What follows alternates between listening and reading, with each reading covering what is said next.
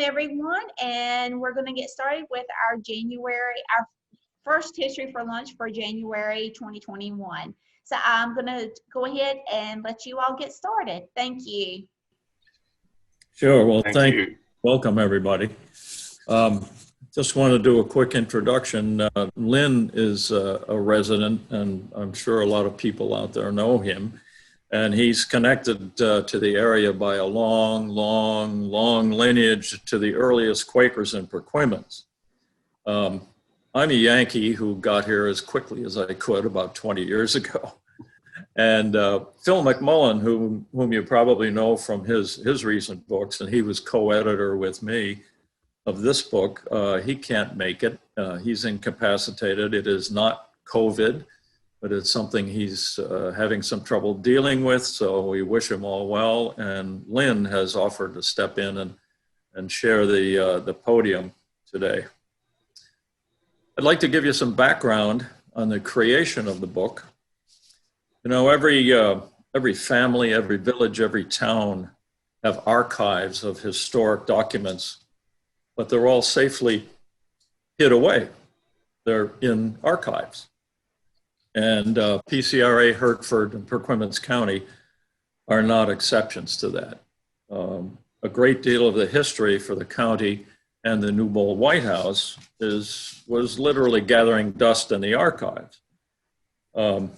Here in Raleigh and in various other places in Western North Carolina.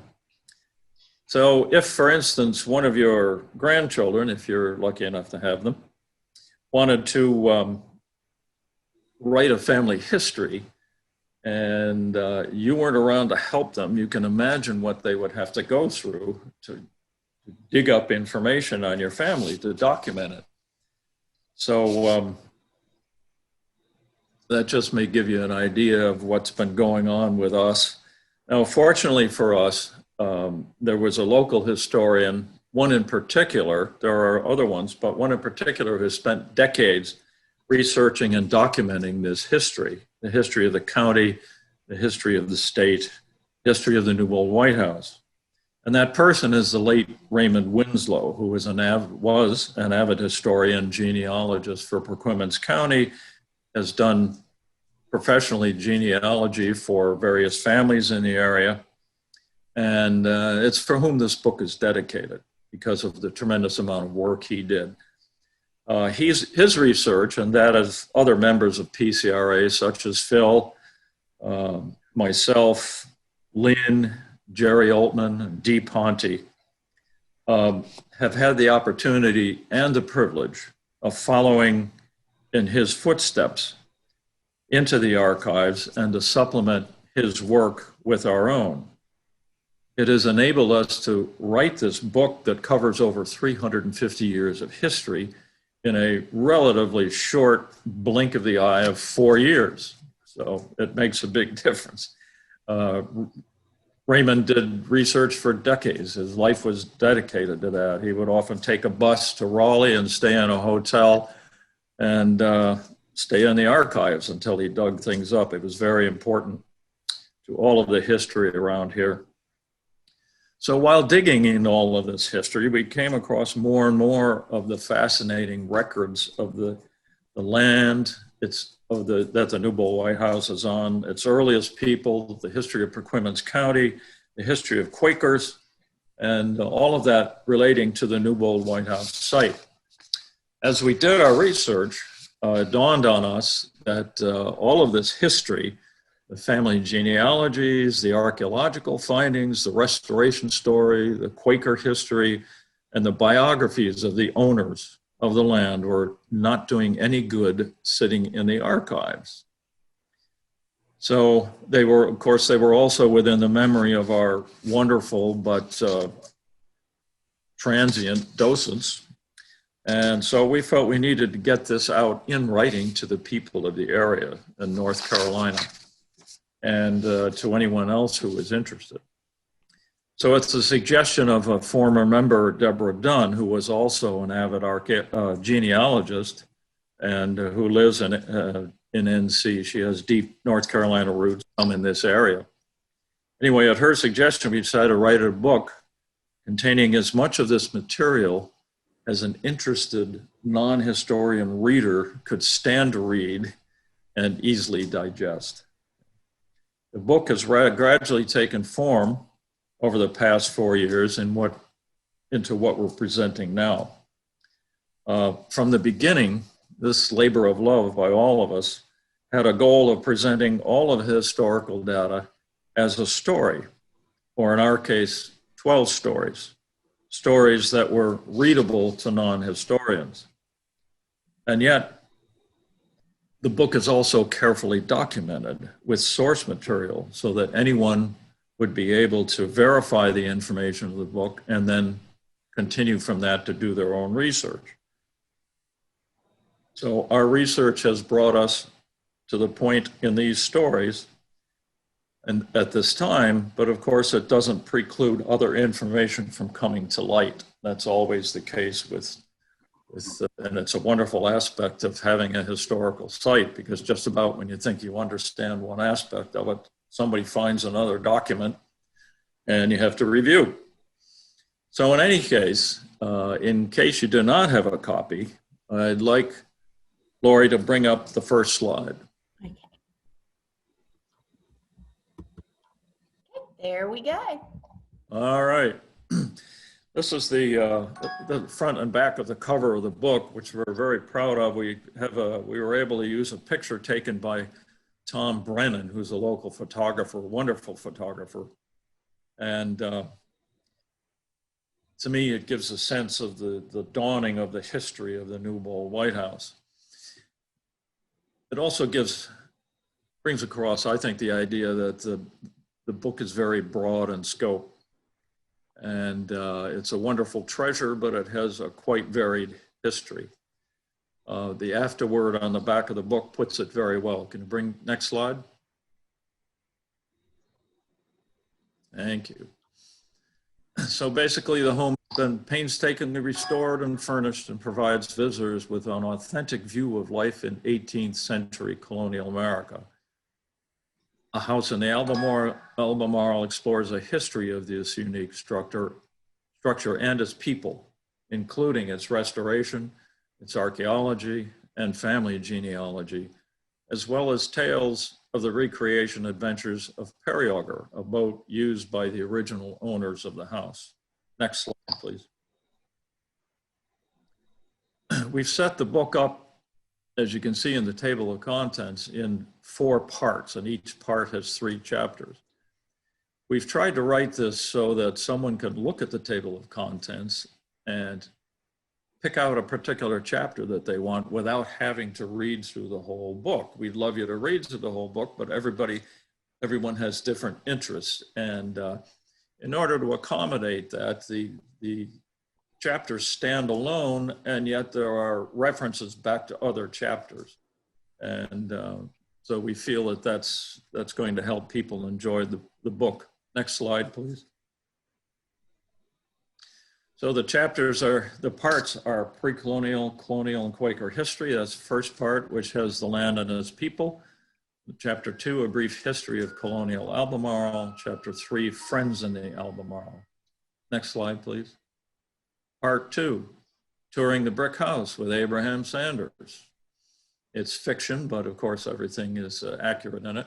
The people of the vineyard is chapter 5.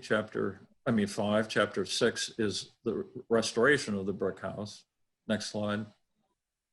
Part 3 is digging for the past, having to do with the archaeology of the site. And chapter 9 is particularly concerned with our Quaker burial ground.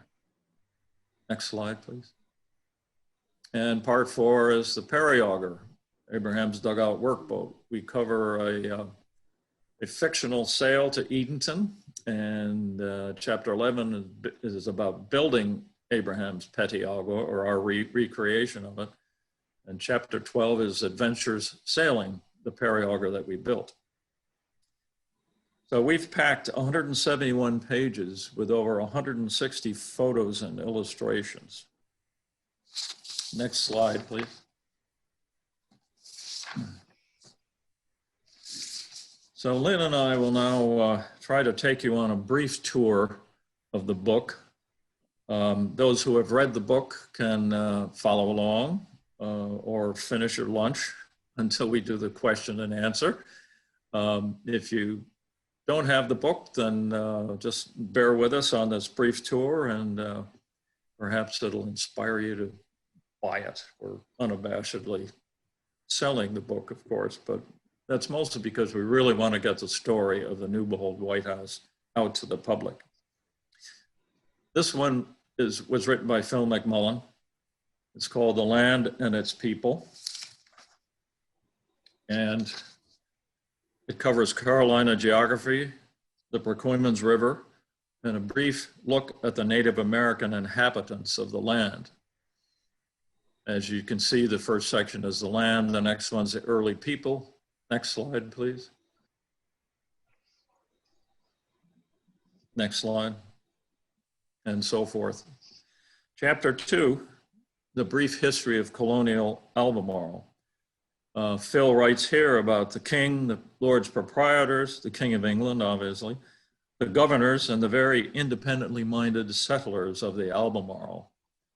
Next slide, please. Phil covers the earliest Yapim Indian deeds. He covers the two significant rebellions, which were, well, they were basically organized rebellions against the developing government of the area. Number 12, please. And it interweaves the Quaker experience, which is where Phil talks about the calm interlude where Quakers prospered. On the right, he goes into the Tuscarora Wars, which is important because at the end of the Tuscarora Wars in 1715, the area was able to really open up more safely to settlers. And that's also when Abraham Sanders, the builder of the brick house, arrived in the Albemarle area in Perquimans precinct or county.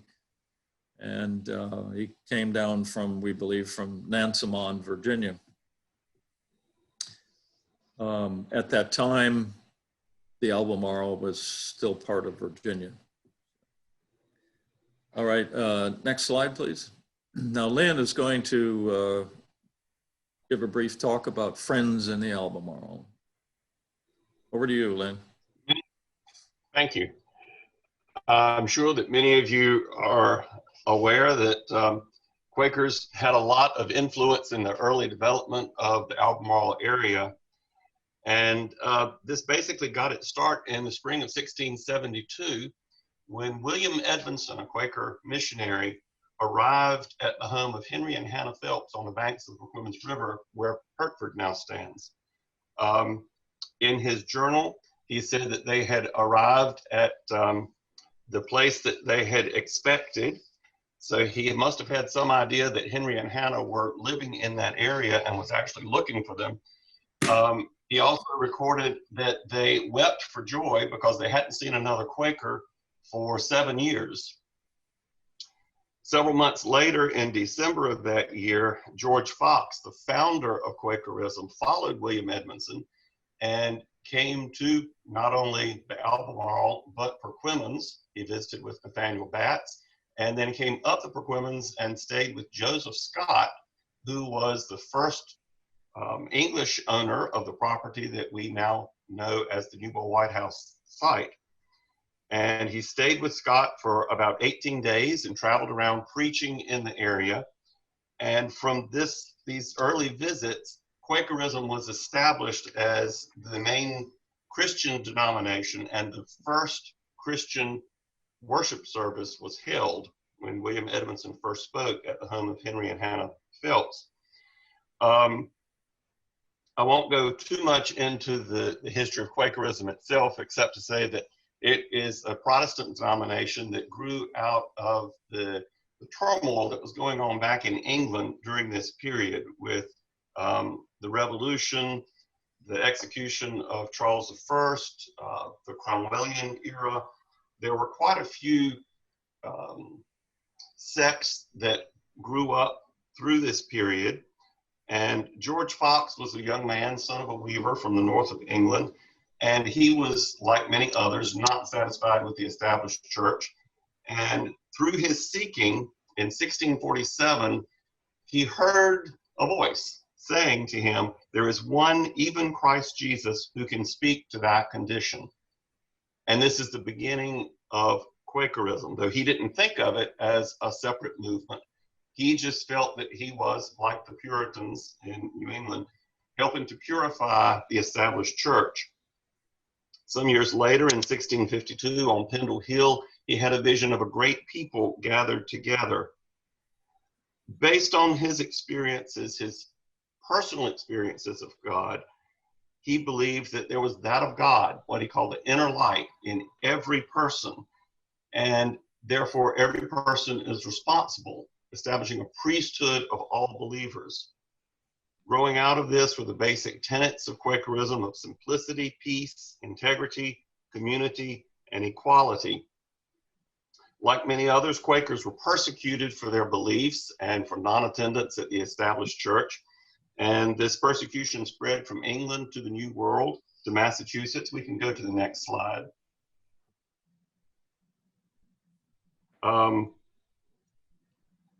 But the Carolina Charter of 1663 made the colony of Carolina, and especially North Carolina, a haven for people who were being persecuted elsewhere, because it guaranteed freedom of conscience in all religious or spiritual things.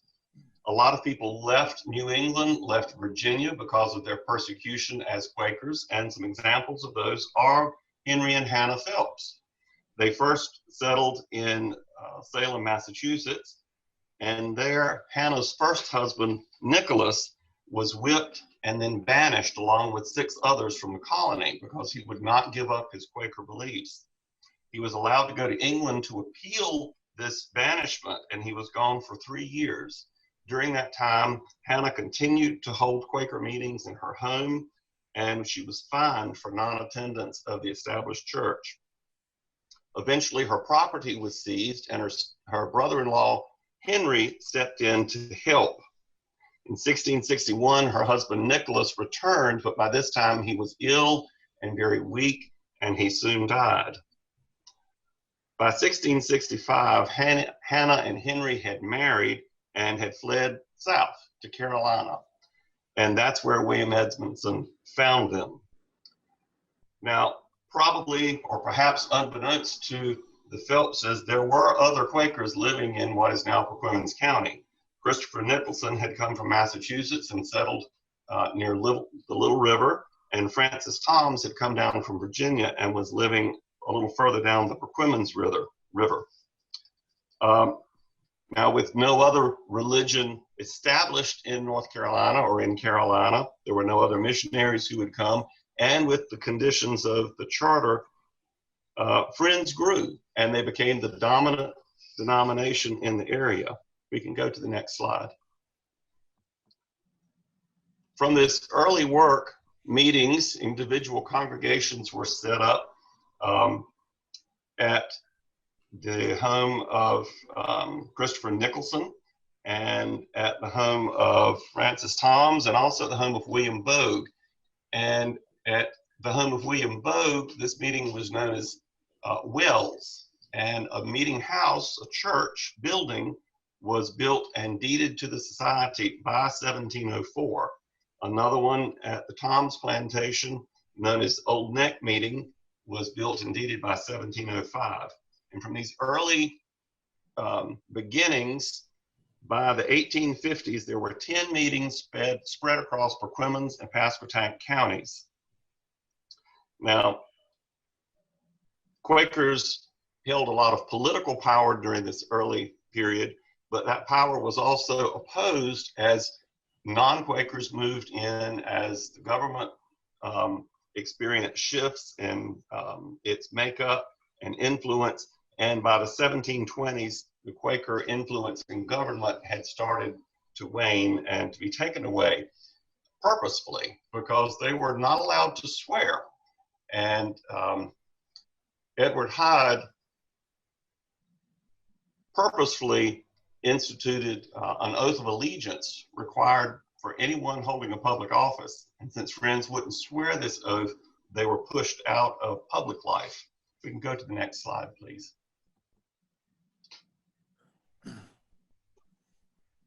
Now, even though Friends were no longer powerful politically, they continued to grow and to have influence in social life.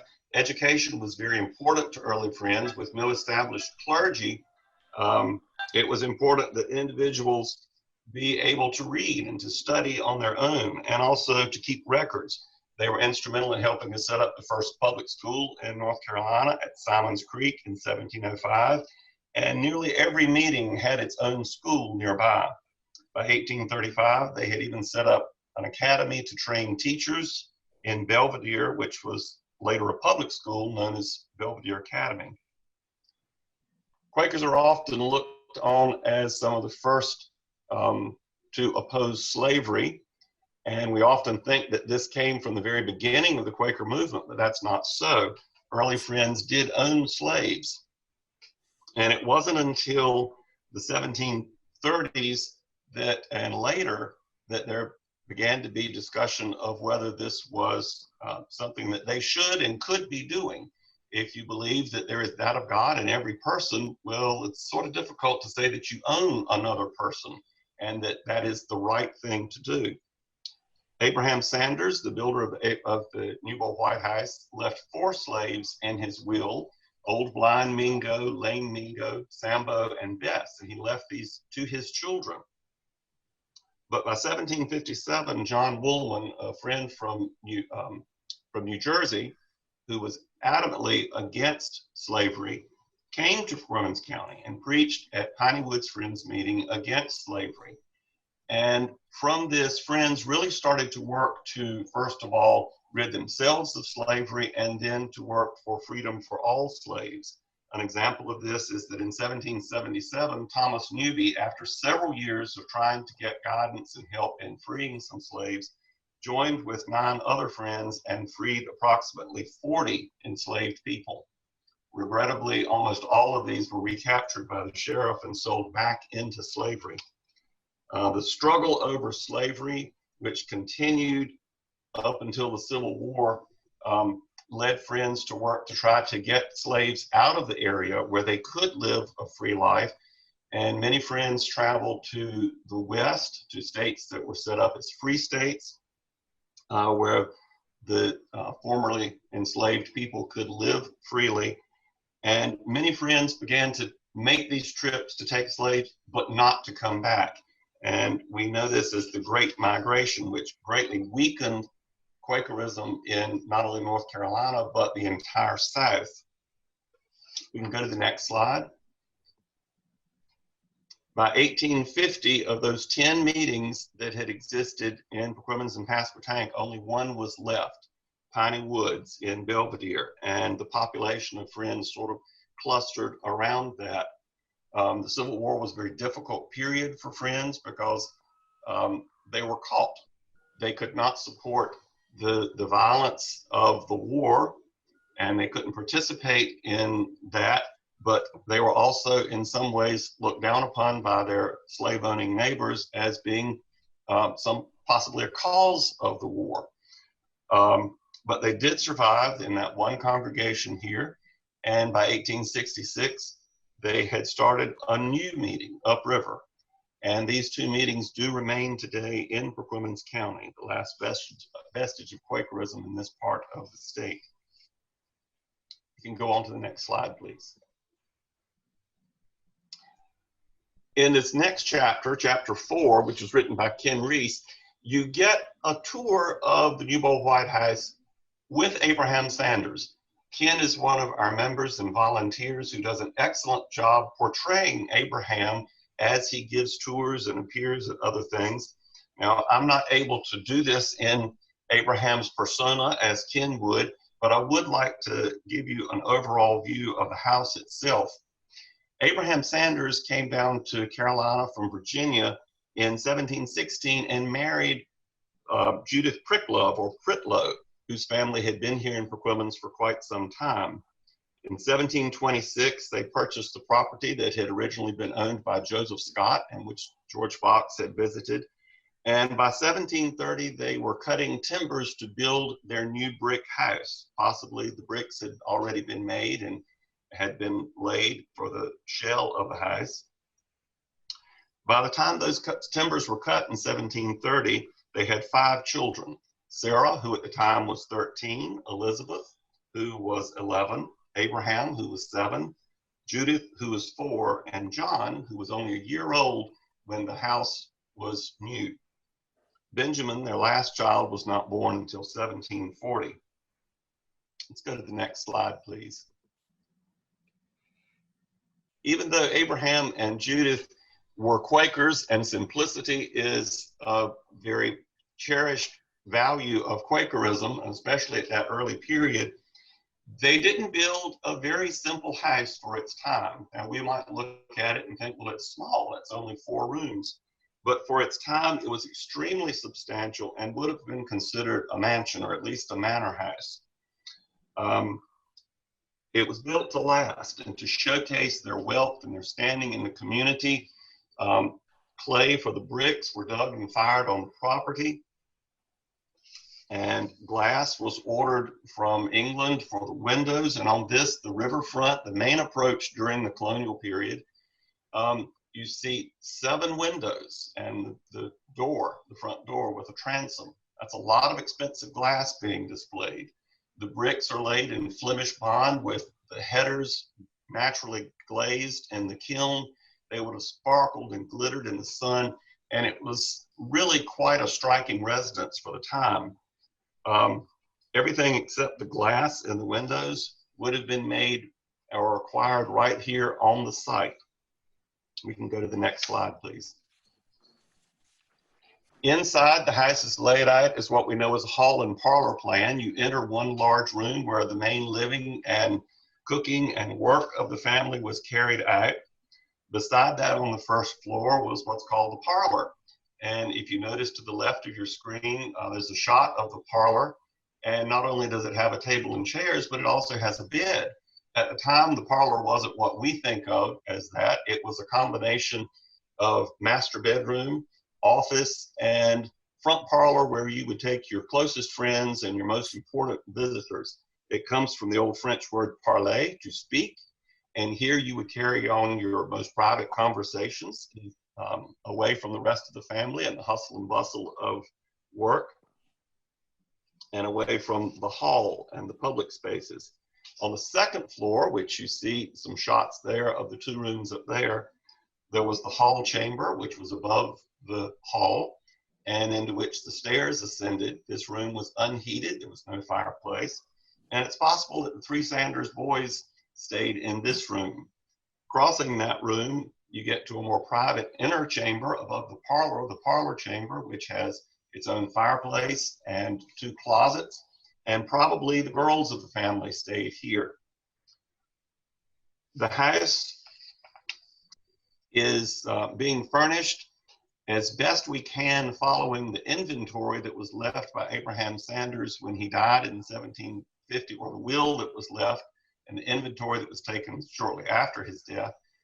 We are gradually acquiring pieces and having pieces made so that we can really show how the Sanders family and their 4 slaves lived and worked in this structure and on the site during the colonial period. And we hope that not only will you read about this, but that you'll come and visit us at some point. Even though we're closed right now, you can call and schedule a tour. We'll be glad to do that and bring you and your friends and your family through the house. On to you, John. All right, next slide, please. This chapter is an extensive look at the people of the vineyard, beginning in 1663 with Joseph Scott, continuing up until Abraham Sanders bought the land in 1716 and then built his house, which we know now dates from 1730. And it takes the history of the land and its people all the way up to 1973. Next slide, please. There you go. So at some point, the plantation, after two or three generations, passed out of the Scott family. There are some interesting things going on with the deeds at that time. It seemed like there was a lot of transfer of land back and forth. And then we eventually get to the last owners before Abraham Sanders, who was Henry Clayton, who died, and the land, which at that time had only wooden structures and did not have the brick house. The land was put up for auction, and that's when Abraham Sanders bid on it and won it for a king's ransom in those days of 400 pounds, probably paid in tobacco, which was generally the currency of the time. We do go into the vineyard. The property is called the vineyard because it was mentioned in the deed to Abraham Sanders. It is the only time it was called the vineyard. It was not characteristic in those times to give names, in this area anyway, to your plantation. But we do refer to it as the vineyard, just kind of as an easy way to do it. So the house property passed on through two sisters, Jean Newbold Griffin and Nita Newbold Brown. And the house was acquired from them by PCRA and went into conservatorship. And it's been there ever since. That was in 1973. PCRA, I think, was founded in 71, I think. On the right is a partial list of all the owners. And you can see the number of, starting with Joseph Scott, going down to Henry Clayton, changed hands multiple times, and then it was acquired by Abraham Sanders in 1726. And then it stayed in his family, through his descendants for a while, until way down at the bottom, you see Joseph Underhill in 1865, and Kenneth White acquired it, and so it went out of the Sanders family. That list continues on the next page until we have the house being purchased by PCRA. Now, in this chapter, we try not to get bogged down in genealogy, but we do have little biological vignettes of most of the people, and that's the really fascinating part. Who was doing what at the time, who also owned a sawmill, who was in trouble with the courts, all kinds of things like that. And including how often the courts met at the Scott houses until the brick house was built. The brick house was built about the same time that the Perquimans courthouse went up. So the precinct courts heretofore had been held in private homes, and including the Scott houses. But eventually, when the courthouse went up on the site where the 1825 courthouse is now, it went up. The wooden one went up about 1730, and after that, the courts didn't need to meet in private homes.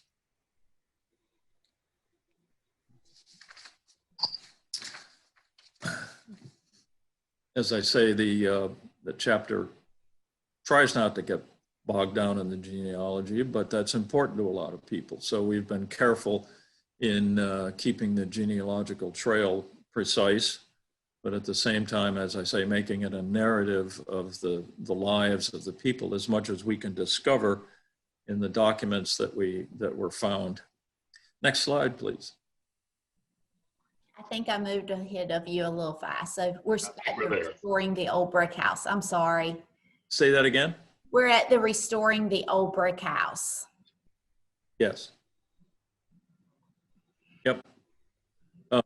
So this chapter, which was compiled by Philip McMullan from works by Ray Winslow and William Nixon, and one of the restorers, Al Honeycutt, shows how PCRA restored the 1730 house to its original digs. its original condition. And whoops, I think I lost something here. Oh, I'm back. The problems of the house are listed on the left. That photograph is from around 1940. But the brick parapet was missing. There was a tin roof on it. The dormers had gabled roofs instead of shed roofs. The interior floor needed to be raised to its old position. And the modern sash windows had to be replaced with 17th century, 18th century windows. The brick mortar was deteriorating. Doors had been cut where windows had once been located. There were multiple interior changes, including moving the stairs from one position to another. And the fireplaces were bricked in to make them smaller. On the right, you'll see the general condition of the house when it was purchased in '73, and there is some demolition going on in that picture on the left. But there was a porch added on the east side, which they made the front of the house by doing that. Technically, the front of the house with the 3 dormers is on the, I'm sorry, the 2 dormers are on the west side and do not face the river. The original front of the house from the 1730s is thought to be on the east side where there are 3 dormers. But the owners of the house modified it and put their front door on the west side, and they built a kitchen and bathrooms on the east side. So there were a lot of modification. There was damaged woodwork and brickwork that had to be repaired. Fortunately, most of the upstairs paneling was still original, which is just incredible to think that it survived that long with all of the other modifications that were made on the house. But other pine paneling had to be replicated to restore the house to the 1730 vintage. Next slide, please. All right, the next chapter, digging for the past at the vineyard. This has to do, of course, with the archaeology of the site. And the archaeology was started almost as soon as the house was purchased. I go into a little bit about the, on the left is kind of a bird's eye view of the site, showing where various archaeological work was done. The earliest and most extensive was done by Alan Outlaw, and those are the green areas. And in the upper green area, which is around the brick house, which is the black rectangle, he found nothing before 1750, no artifacts that could date to pre-1750. It was over in the lower green area where he found artifacts that dated from the 17th century, which tells us that that lower area was perhaps most likely where Joseph Scott had his houses. And what kind of a house did he have? Well, on the right, you'll see the rendition from a book that's referenced, that it was the typical post in the ground type house. And then the frame was built on those. There were stringers run from the posts. And then if people were wealthy enough and fortunate enough, they actually had a wooden floor that they put in. Otherwise, it was just compacted dirt. Next slide, please. Here's some pictures of the ongoing archaeology by Alan Outlaw. On the right is a rendition of one of the most important artifacts that was found. The broken vessel on the lower left. It was a stoneware jug that dates from the 16th century. And Alan Outlaw was the one who found it. His wife, Mary, reassembled all of the pieces that they had, which must have been a long-term tedious puzzle.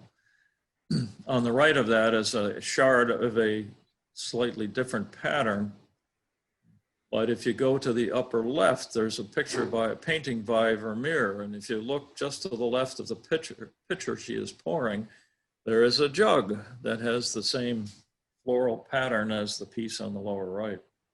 So this gave us a really good indication that the site was occupied before Abraham Sanders bought it.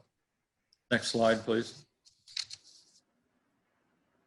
That's a picture of Alan Outlaw and Mary, who were here recently. That was 3 years ago. He loved the site, and I asked him to write an article about his time there, and those pictures that you saw were from his collection. And meantime, we asked another archaeologist, Stephen Allen, who was the manager of the site from 1988 to 1995, who was fascinated with, excuse me, archaeology. I had some background in it. And he did quite a few test sites on the property. And in particular, he did some more investigation next to the area that Alan Outlaw had investigated, and found a significant number of artifacts from that same period, from the 17th century.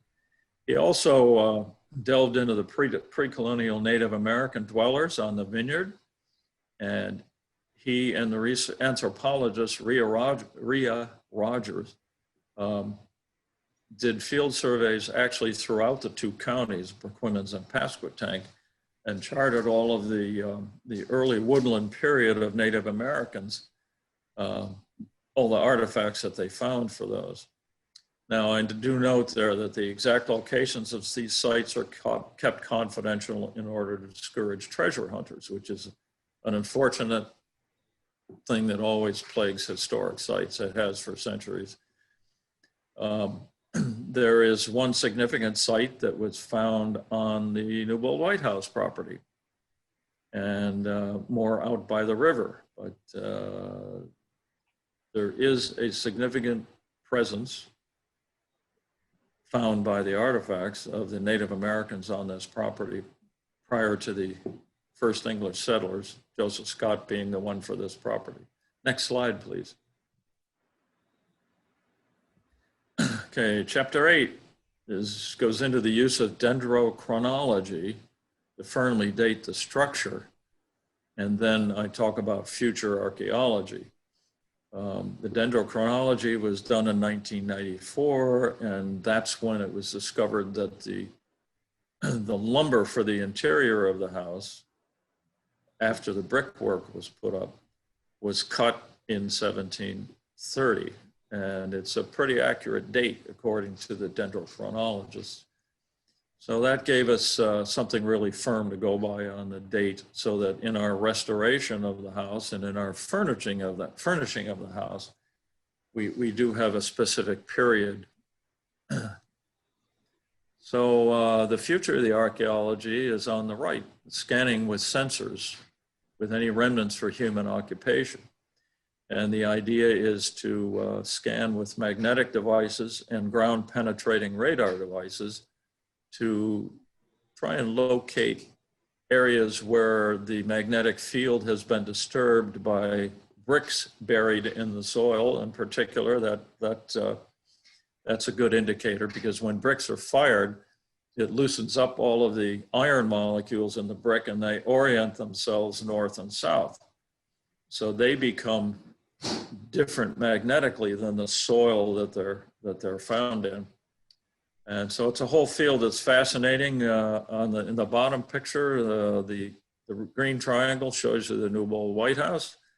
And so to the south of it, and actually onto state property, there are some indications that there was a low brick structure that had a brick foundation, and it's actually near a spot that was discovered early on, that's about 1975, where it was felt there was a kitchen site, but in reality it appears that it was a brick baking site, because the soil is so burned by long, high temperatures that you wouldn't find in cooking, that that it was obvious that it was for doing something other than cooking. The interesting thing that the topic this brings up is whether or not the Newbold-White House had outbuildings and outbuilding kitchen in particular. There was no evidence was found when Alan Outlaw did his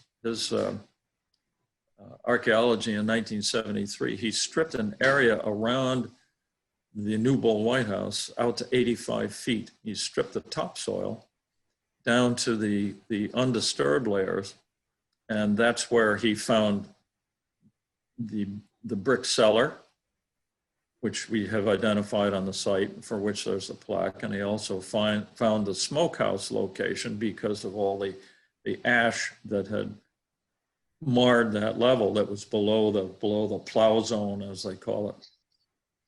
But in doing that, there was no other structure that would indicate there was even a post in the ground cookhouse. And so it brings up a lot of questions about, you know, how much cooking went on inside the brick house. And of course, it being brick, you know, maybe they felt a little more confident in doing cooking inside the house. Who knows? Lynn may have something to add to that. You want to add anything?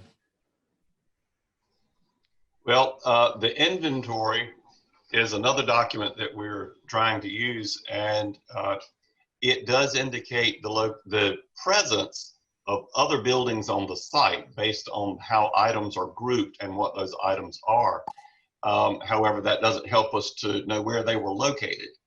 And there is suggestions within that document that there perhaps was another cooking location, whether it was an external kitchen or some other place that they were using where these cooking utensils and equipment was assembled together other than in the hall of the house. But then we also have the evidence of the chimneys and the fireplaces themselves and the smoke residue that was on the beams inside the house, that more likely than not, at least a certain amount of cooking was being done in the house. So it's an ongoing process of trying to put together all these different bits and pieces of information from different sources. And as technology improves and grows and we have new resources, we just keep trying to piece the story together better so that we can share it with people. The fireplaces inside the brick house, the two downstairs fireplaces, are rigged internally with racks that would hold a trammel that could hold a pot. So there's strong evidence that, you know, they did some cooking in those fireplaces. The other buildings were about 400 feet, and if you look at the lower right diagram, 400 feet west of the house, that'd be to the left, past over the creek and over near where Alan Outlaw did his, and Steve Allen did their work. And there is an ash pit found over there that had some charred ceramic work in it. So as Lynn says, it's a big part of the story that we haven't really solidified yet, maybe never will. Okay, next slide, please. All right, Lynn is going to take over with this one. If you have been to the Newbold-White House and toured around the site or just walked around, if you go behind the visitor center, you'll find a square of plain grass encircled by a hedge, a low hedge. And it's very plain, unremarkable, nothing there to really call your attention to it. But beneath that grass are at least 25 graves. When the Newbold-White House was purchased for restoration, the presence of this graveyard was completely unknown, forgotten over the years. Until 1975, when someone was ditching the property, putting a drainage ditch around the property to better drain it and also to mark out the property. and they came across a grave. So they had to stop, and they called in someone from the North Carolina Department of Cultural Resources, and they sent Patrick Garrimore to investigate. And he excavated this grave and dated it somewhere between 1815 and 1830, based on cabinet nails, probably from the coffin that were found in the grave. Now, strangely enough, there was no indication of any type of grave marker, no stone, no brick, no compacted soil where something would have stood. And the only other artifact other than the remains themselves was a single brass straight pin. I want you to remember that because we're going to get back to it a little bit later. In 1986, when they were making preparations to build the visitor center, further investigations found the other graves on the site. And on the right of your screen, you see a map of where these are laid out. And you're probably thinking, well, this doesn't look like any graveyard or cemetery that I've ever seen. The graves are placed very randomly. They don't all face in one direction. They're different sizes. And when this area was investigated, the graves themselves were not completely excavated, but they did go down far enough to find the depressions and the orientation of the graves. And they also found that one of the graves was edged on one side with brick. But again, no traces of any stone markers or even post holes where wooden markers would have been. All of this points to this being a Quaker and probably family graveyard. It was common in Quaker practice to have very simple burials, continuing the belief in simplicity and life right on into death. As a matter of fact, in as late as 1869, in the Book of Discipline, we find the quote on plainness, that friends were to live in moderation and plainness in gesture, speech, apparel, and any furniture of houses. It goes on a little further down in a section on births and deaths, affirming the testimony against affixing any superfluous monuments of any description to graves. And friends believed that we had to live the life that we had while we were here on earth, and that to mark a grave, to spend extra money, or to highlight one particular person over another by an elaborate grave marker was just not right and did not go with their belief in simplicity or equality. Let's go to the next slide, please. And so typically graves went unmarked unless perhaps a brick or a plain ballast stone was left there, mainly not to remember the person who was there, but just for practicality, to make sure that the location of a grave was remembered so that you didn't dig into it again later on. Not too many of these survive in the area, but in Woodville, at the site of the Little River meeting, there is the graveyard, which was associated with that meeting from 1715 to 1856. Some years back, this was cleared and cleaned and is kept open. And there is a historic marker there. You can see pictures of that with information about the meeting. And friends who lived there and worked there were members of that meeting. And you also see an overview of the site. Very simple: trees, grass, the fallen leaves. And you also see one stone. Now this one does have the initials SW and a date, 1823, very roughly inscribed on it. A few more there have similar markings. But these very plain stones were a real indicator that you are seeing a Quaker burial site.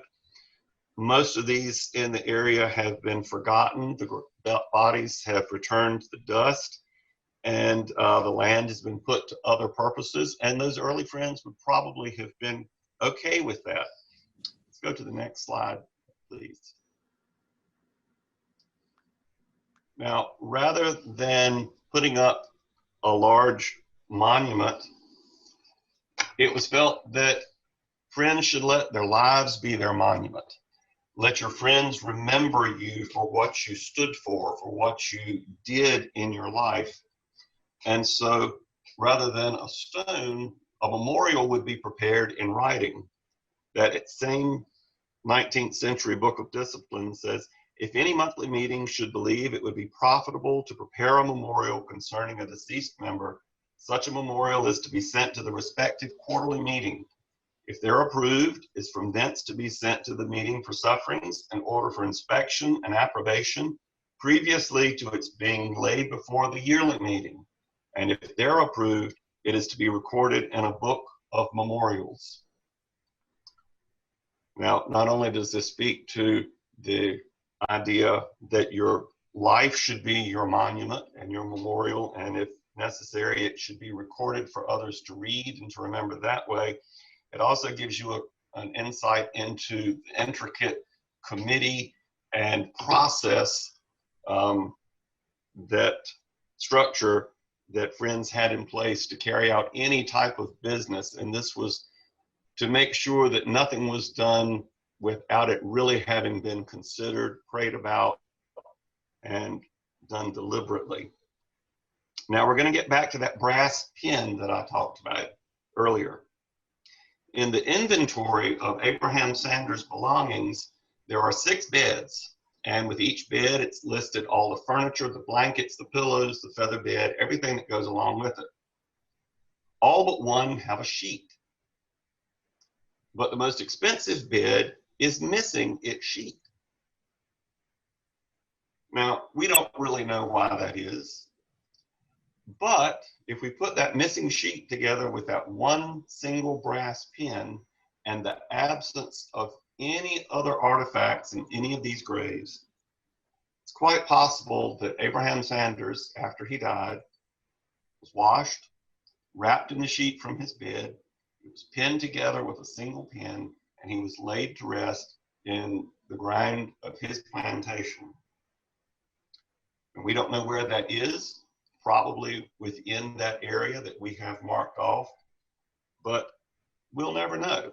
And that would have been all right with Abraham and his entire family because they weren't looking for a monument. Perhaps the house is his monument today, since it has withstood almost 3 centuries at this time. John? That's it? Okay. Well, the ballast stones that you see on those Quaker graves that we visited brings us to the next topic. And if you give me the next slide, please. Abraham Sanders had in his inventory a Periauger, which our friends at East Carolina University determined was actually a boat. It was listed as a Periauger with sails, and of course, before we asked Larry Babbitts about it, we didn't know whether it was a windmill or a boat. But it also had oars, so that was also a giveaway. But we decided at the encouragement of ECU and the North Carolina Maritime Museum to build this boat. This first chapter is about Abraham's sail to Edenton. And I wrote it as historical fiction.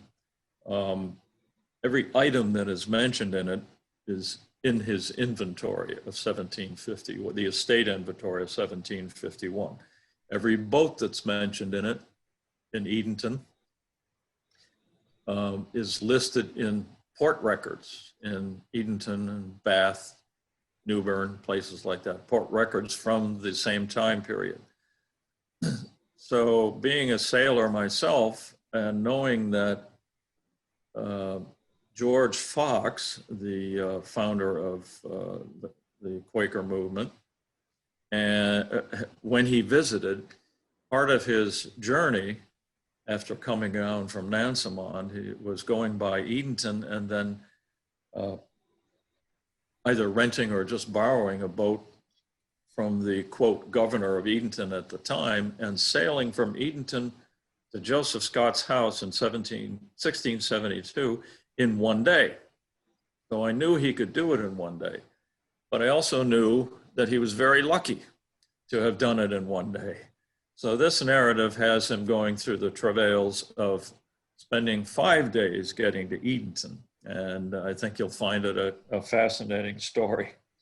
The ballast stones come up because being a Yankee, I know where ballast stones come from. They're rolled round by glaciers. They're perfect for ballast in boats because they don't have sharp edges.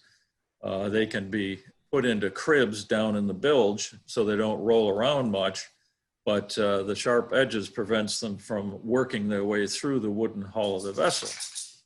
So a ballast stone is something very special, created by glaciers. And the last glacier only got as far south as Long Island and New Jersey, deposited Long Island, and then retreated north. Glaciers have not come this far south.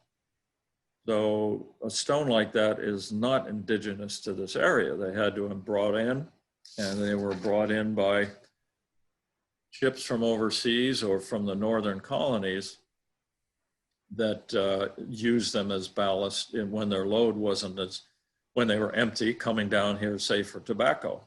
Then when they got here, they'd have to offload the stones, and the weight of the tobacco would take the place of the stones. The sailboat has to sail on its lines, and if it's too empty, it can't do that. Anyway, all that is in these stories. So this one is how and why he did it, and the travails and hazards he encountered. So next slide, please. This chapter is obviously building Abraham's Periauger, as it was listed in his will, and covers our recreation of his workboat. I put a red mark around, wasn't supposed to be around my name, but it shifted up. But this chapter is dedicated to Montgomery Monty Spindler and Theodore Ted Huffman, both of whom worked tirelessly and unendingly to the Periauger project. At that time, Chris Lane was president of PCRA, and they worked under her to get this project done to bring, as Monty said, an 18th century boat into the 21st century. On the right, you'll see that we had some construction teams in Hertford making sweeps and rudders and things like that. Next slide. And then the crew in Beaufort, the museum down there, agreed to, if we would get the wood, they would put the hull together. And the attempt by the designer, Mike Alford, was to simulate a dugout. These days, it's hard to find a 7-foot diameter cypress tree that would have been easily found in those times. And, excuse me, that's not a COVID cough. It's allergies. And using the French Huguenot technique, which was brought to the colonies in the 1680s, Abraham would have cut the tree down, hollowed it out, split it longitudinally down the half, put a wider, flatter keel in it, and had a much larger boat with greater loading capacity and greater stability. So to simulate that, Mike Alford came up with a butcher block technique with long butcher blocks along the sides and short ones in the bow and stern, with all of the grain facing in the same direction, much like an actual dugout. On the right is the launch and christening. The boat went back in the shed to be completed after that. And of course, meanwhile, a lot of gear for the boat was being manufactured by the volunteers there. And we were actually able to purchase lines that looked like hemp, but wouldn't rot like hemp and didn't need tarring, which is a very messy process. Next slide, please. After it was built, we went on an odyssey, a historical odyssey. I guess it was historic too for the area, and visited Inner Banks ports along the way and did a slide presentation at each site and stayed there for a day or two, or for people to come down and see the boat and actually get on the boat. We were not rated yet to take people on board, but that came later. We had a tremendous crew. I mean, the number of volunteers on this whole project, from the building through the Odyssey and the homecoming, we calculated was nearly 300 people. So it was a great community and area project. Next slide, please. The Odyssey was 3 weeks, and the first day we had, having no experience with the boat, we had to learn how to rig it, which is that photo on the left, and then how to row it, which is the photo on the right in that page on the left. And you can see that rowing was a challenge, getting the oars to go in the same direction at the same time. But we had that 3-week Odyssey. It was a wonderful adventure. We broke a mast, and that story is in there as well.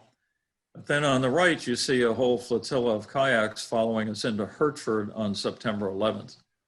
And that was our grand arrival. And the picture on the bottom is Monty Spindler on the right in the 3-cornered hat, and some of the crew in the back. So, and over on the right in the red tunic is Sid Ely, the mayor of Hertford. Next slide, please. The next chapter has to do with our adventures of sailing this. Because our emphasis was on education and bringing the maritime life of the colonists to the eyes of the public, we pack the boat on a trailer and go launch it somewhere. And we were privileged to go to 2 Norfolk Harbor Fests, where we were the smallest boat, but still recognized as we went by the viewing stands. And go to the next slide, please. So as an ambassador to education, this illustrates the kinds of activities we would do with people who came down to the dock, and parents and children. And then below is a lucky crew that we train, as we do on the spot, to handle the sweeps or the long oars and take them out on the river, Perquimans River or Albemarle Sound, or down in Manteo, out on Shallowbag Bay, wherever we can, we'd like to take the boat out. On the right is the kind of presentation we would do. That one happens to be in front of a familiar building. That's a museum in the Albemarle. So we'll trailer the boat there, set up the mast, raise the sails, and then typically it's combined with one of the 4th grade history adventures. And we enjoy doing that. Next slide, please. The Periauger has a history of both civilian and military, and ours is ostensibly a Quaker Periauger. The Periaugers, by the way, were the panel trucks, or the 2-ton trucks of the era, since the roads of that time could not really handle a heavy oxen-drawn wagon to get things that Abraham Sanders produced to Eatonton, so he could trade and then pick up some things from other people and bring them back. But at any rate, one of our adventures was to the Battle of the Hook at Gloucester Point, Virginia. And none of our crew is on there, but that's our boat without the masts. And those are the French coming across the river to beat the British away at Yorktown. So that's the kind of adventure that we have with it. When we are a Quaker boat, we wear Quaker hats. And when we're not, such as when we went to Bath for their 300th anniversary, and we had a starter cannon on the bow and fought the Mika II, which is a pirate boat. And then we have 3-cornered hats on. So we try and present the full history of Periaugers. And there's more in the book if you're interested. So next slide, please. That ends our presentation, unless Lynn has something to add now. No. We can go to a question. Go ahead, Lynn. No, I didn't have anything else. Okay. Naturally, we want to get the book out to the public, and also want to, that's all right. Also want to be able to pay for it. So we are selling it. And we have, the Museum of the Albemarle gift shop has purchased some that they're selling. And we have some in the Baker House, and the Barker House over in Edenton. And you can also acquire it you can go to those shops, or you can go online and get a printable request form. You can send it in with your $32 in US currency, thank you. And that includes tax, and it can be check or credit card. And you can arrange to pick it up at the Newbold-White House Visitor Center by appointment, by calling the Newbold-White House number, which I think is in the in the telephone book, or it's certainly on your phone if you look up the Newbold-White House. For an additional $4, we will wrap it and ship it to you. And you can specify that on the order form. And all of the proceeds go to the Perquimans County Restoration Association, or as much as there are proceeds, they go to the Museum of the Albemarle or the Barker House. And we're very proud and happy to have that book out there, and hope that you will enjoy it. Q&A? Okay, if you're ready. So if anyone has a question, if you will please type it in the Q&A, or if you would like to type it into the chat session, that would be great. So, so far you must have covered all the questions, because there's no questions quite yet. So I would like to make one comment. We here at the Museum of the Albemarle, in our story, we do have the organ from the Piney Woods church that is on display. And I think the most interesting fact about that organ, because I believe it was played one Sunday morning, and that Monday morning the museum picked it up to bring it here to the museum as one of our artifacts. So we do have the organ in the Museum of the Albemarle. I just have one comment. Thank you for the informative presentation. So I do have that. So if you do have a question, please type it into Q&A so we can answer that for you.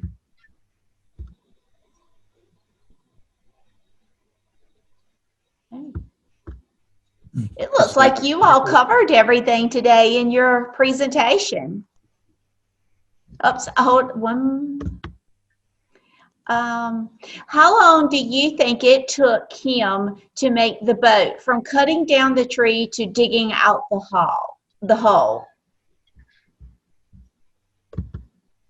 It's hard to tell. He had help of his slaves and sons, but I would venture it would be an entire season.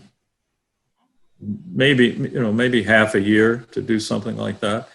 You have to remember they had other chores on the plantation as well, but they also had no television or internet, so they may have been better at finding them for it than we would be. And our other comment was just thank you for the information. So if we, again, you can purchase the book here from the Museum of the Albemarle in our museum shop. And as you can see, the other, you can make contact with the Newbold-White House Visitor Center if you're interested in the book, the Barker House in Chowan County in downtown Edenton. Again, they're starting to come in with their question. Just another thanks. Thank you. I enjoyed the presentation very much. Thank you for keeping the history alive. And, that's the one thing I think we really need to do. I think we need to keep our history alive and what we have to offer. And for the people that visit us, you can visit the Newbold-White House, and it's a wonderful site to visit. So please, once we get through this pandemic, please make arrangements to visit with the Newbold-White House. They actually, for teachers, At one point, you were doing a living history day. That was a wonderful presentation. Students could go around and visit the home. They could see the Periauger. They could see the smokehouse that was on the property, and Mr. Doug Layton presented for that. And I know that. And they had some children doing some interpretation at the site. So it's a good site to take school children or to just take your children for a visit. So again, thank you to everyone for joining us today. Happy New Year. Just remember your 3 W's so we can get back into the museum and have these programs virtually. And I would like to thank Mr. Ernst and Mr. Winslow today for your time and all the effort that you have put into this presentation. Thank you to everyone. You're welcome. And I have one thing, maybe Lynn was going to mention it, but at the moment we do tours, but it's by appointment and we're not open in general. But of course, we hope to get back to that. We might open for the season April 1st. And when we're open for the season, because of the volunteer shortages, we generally are open Thursday, Friday, and Saturday. But of course, a phone call to the museum can confirm our openings, and you can also make a reservation for a private tour with as many people as you want to bring, up to, what are we saying, 6 because of COVID? I think so. Yes. Yeah. Okay. Thank you. Thank you. Everyone have a great day. Thank you very much.